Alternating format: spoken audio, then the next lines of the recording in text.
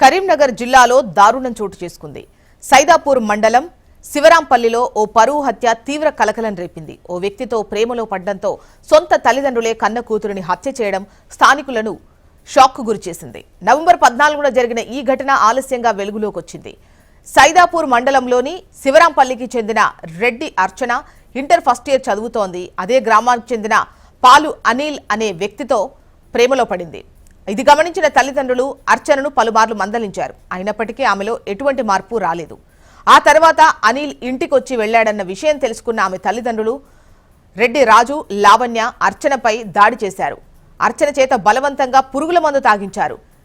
చనిపోలేదన్న అనుమానంతో ఆమె గొంతు నులిమి అతి కిరాతకంగా హత్య చేశారు. ఆ తర్వాత సైదాపూర్ పోలీస్ స్టేషన్లో కడుపు నొప్పి భరించలేక అర్చన ఆత్మహత్య చేసుకుందని ఫిర్యాదు చేశారు. అయితే పోస్ట్మార్టం రిపోర్టులో అర్చన హత్యకు గురైనట్టు నిర్ధారణ కావడంతో పోలీసులు విచారణ చేపట్టారు. అర్చన తల్లిదండ్రులు రాజు, లావణ్యను నిలదీయగా అసలు విషయం బయటకొచ్చింది. తామే అర్చనను హత్య చేసినట్టు అంగీకరించారు. దీంతో అర్చన తల్లిదండ్రులను అరెస్ట్ చేసి రిమాండ్కు తరలించారు. సైదాపూర్ మండలంలో శివరాంపల్లి గ్రామానికి చెందిన ఒక బాలిక ఇంటర్మీడియట్ ఫస్ట్ ఇయర్ చదువుతున్న అమ్మాయి.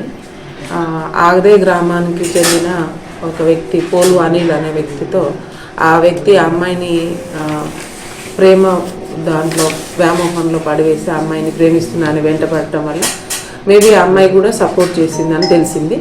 ఆ సపోర్ట్ చేస్తూ వాళ్ళ ఫాదర్ మదర్కి ఒక 3 months నుంచి ఆ అమ్మాయితోటి చాటింగ్ చేస్తుంది అని తెలిసిన తర్వాత తండ్రి మందలించినా కూడా అమ్మాయి వినకపోవడంతో ఆ పిల్లవాడు ఆ రోజు సాయంత్రం వాళ్ళ ఇంటికి కూడా వచ్చి వెళ్ళినట్టు తెలిసింది. That is on 14th November.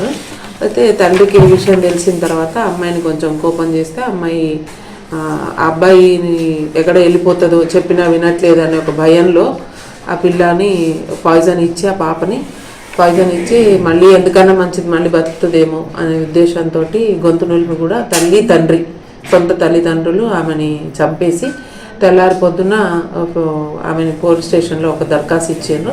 ఆమెకి కడుపు నొప్పి ఉంది, అందువలన చనిపోతుంది, ఆరోగ్యం మంచిగా లేక ఇబ్బంది పడుతూ చనిపోయింది, పాయిజన్ తీసుకోనని కంప్లైంట్ చేయడం జరిగింది.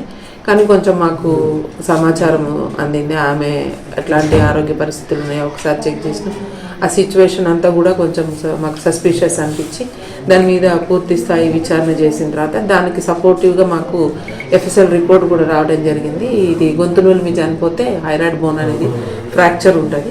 సో ఎఫ్ఎస్ఎల్ రిపోర్ట్లో ఫ్రాక్చర్ వచ్చింది కాబట్టి దాన్ని బేస్ చేసుకొని వాళ్ళ ఫాదర్ని పిలిపించి మేము ఫాదర్ ఇన్వెస్టిగేషన్ చేస్తున్న క్రమంలో భయం వేసి అతను ఏం చేశాడంటే ఆ గ్రామంలో ఒక సర్పంచ్ దగ్గరకు పోయి అవును నేనే చంపినా, నేను నా భార్య కలిసి చంపినాం, ఎక్కడైతే మా పరువు పోతుందో అని చెప్పిన మాట వినకుండా ఈ అమ్మాయి అతనితో వెళ్ళిపోతుందో ఈ పోలు అనేట ఆయన మ్యారీడ్ వైఫ్తో గొడవలుండి 498 కేసు కూడా ఉంది ఇదే పోలీస్ స్టేషన్లో.